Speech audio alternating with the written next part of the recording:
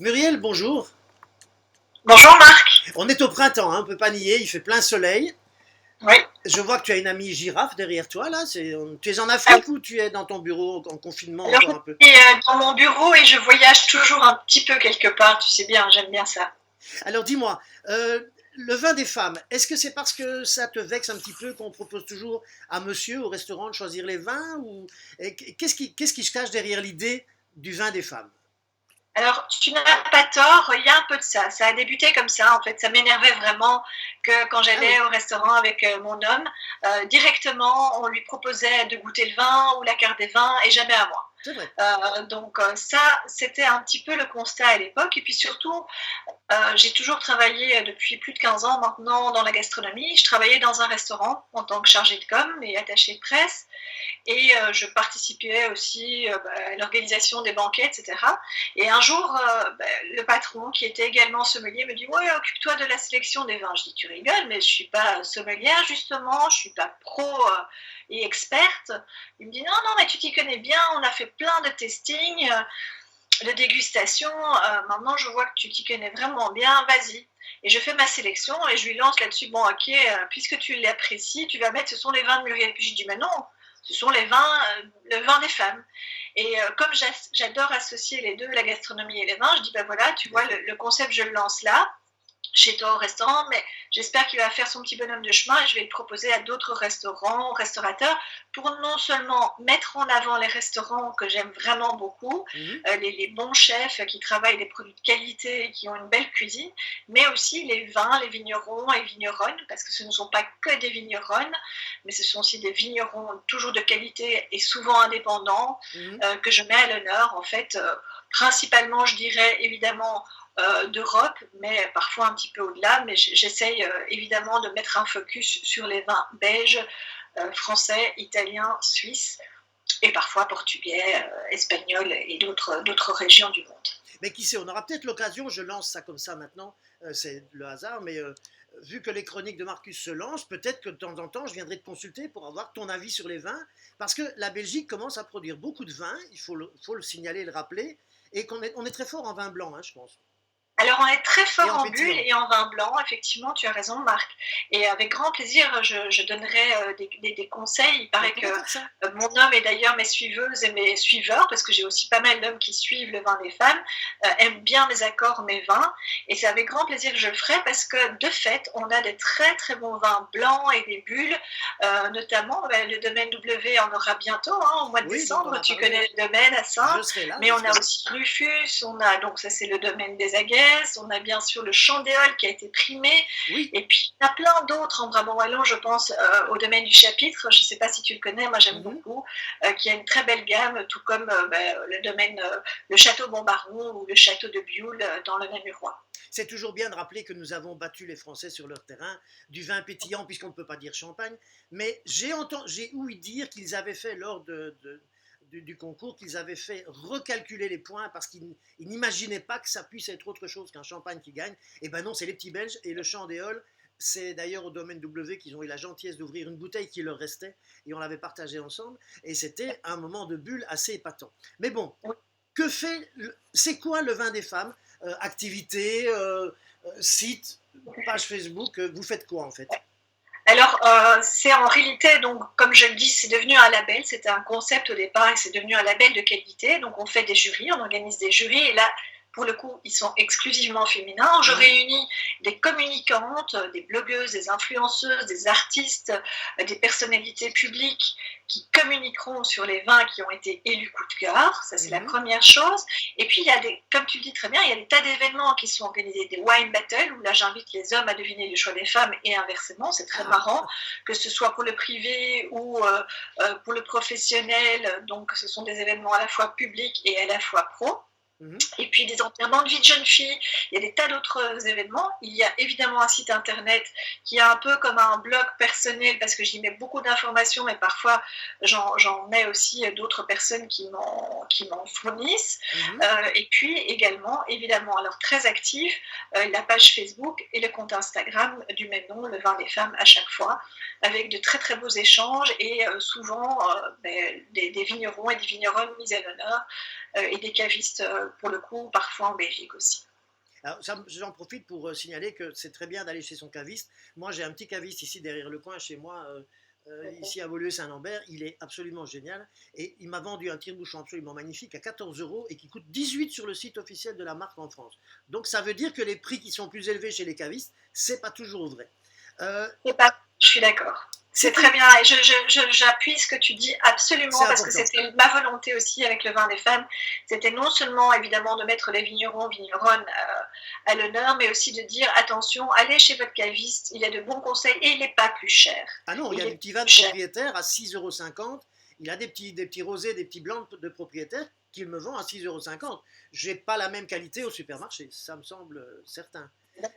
Dis-moi, est-ce qu'il y a c'est une activité, il y a une revendication un peu féministe derrière l'activité ou féminine? Moi, je dirais uniquement féminine parce que, pour tout te dire, en fait, certaines féministes ont vu ça comme presque une offense en disant mais quel est le besoin de montrer, de prouver qu'il y a un goût féminin. C'est pas du tout ce que j'essaie de faire, pas du tout. Ouh là là, vraiment pas. Alors de un, parce que je pense que tous les goûts sont dans la nature.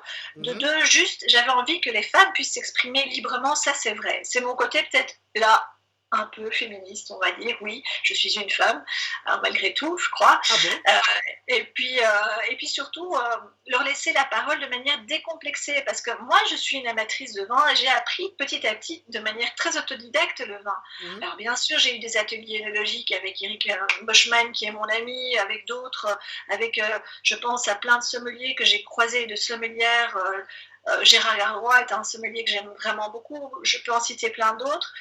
Des femmes qui m'ont aussi suivi, Michel Sturbaut, des chouettes nanas et des gens qui s'y connaissent vraiment bien, des experts et des expertes. Mais je me mets aussi à la place de ceux qui ne le sont pas et je dis le goût avant tout.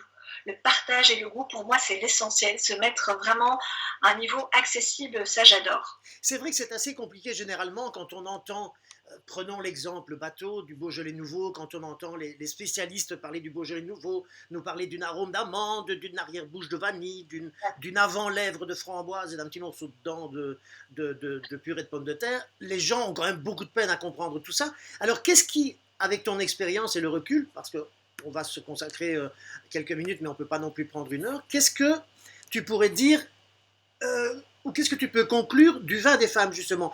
Qu'est-ce qu'elles aiment particulièrement? Quelle est ta conclusion après maintenant quelques années quand même d'activité? Il est comment le vin des femmes? Qu'est-ce qu'il a de particulier, justement, celui qu'elles sélectionnent en général? Alors j'aime bien ta question parce que en fait, il n'y a pas de vin des femmes. Il y a leur coup de cœur du moment et leur coup de cœur vraiment comme il peut l'être pour les hommes. C'est-à-dire que très souvent, et c'est pour ça que j'ai inventé la formule wine battle, wine game, si on préfère, où les hommes devinent le choix des femmes parce que le vin des femmes, c'est souvent surprenant. Ce sont des vins parfois très puissants, avec beaucoup de profondeur, avec beaucoup d'ampleur en bouche, des tanins fondus, certes, mais des tanins assez prononcés. Malgré tout, on croit souvent et on dit souvent, oui, les femmes aiment les vins légers ou les vins faciles, entre guillemets, ou les vins rosés, les vins blancs plutôt. Et en réalité, c'est tout l'inverse. On est très difficile dans les vins rosés, on est très fort sur des rouges, parfois très surprenants, et que les hommes adorent aussi, en fait.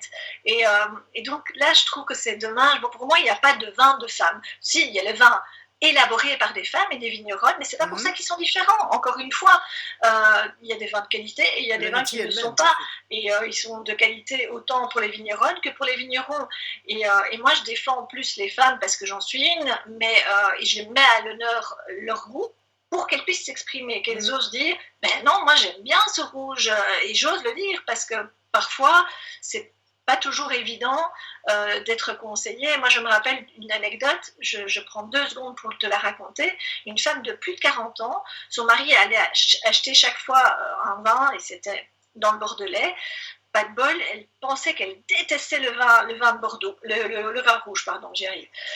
Et je dis, bah écoute, à mon avis, il a peut-être été sur quelque chose de peut-être trop complexe ou trop élaboré, dans le sens quelque chose d'un petit peu trop inhabituel à ton palais, et je lui ai fait goûter progressivement des vins rouges. Et elle est venue en pleurs, presque en disant merci, je croyais que j'aimais pas le rouge, mais je suis soulagée, j'adore en fait ce que vous m'avez fait découvrir. Voilà un beau Donc, but.